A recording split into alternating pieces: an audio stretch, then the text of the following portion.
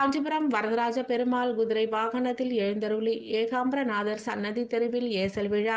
காஞ்சிபுரத்தில் உள்ள பிரசித்தி பெற்ற வரதராஜ பெருமாள் ஆலயத்தில் வைகாசி பிரம்மோற்சவம் விமர்சையாக நடைபெற்று வருகிறது.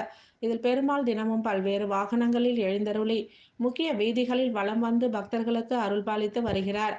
அந்த வகையில் 8ஆம் நாள் இரவு குதிரை வாகனத்தில் எழுந்தருளி பல்வேறு வீதிகளில் வீதி உலா வந்து ஏகாம்பரநாதர் சன்னதி தெருவில் ஏசல் விழா கண்டருளி பக்தர்களுக்கு காட்சியளித்தார்.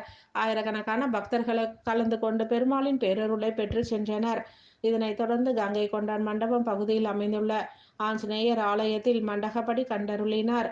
தொடர்ந்து தீபாராதனைகள், நைவேத்தியங்கள் நடைபெற்று பக்தர்களுக்கு பிரசாதங்கள் வழங்கப்பட்டது.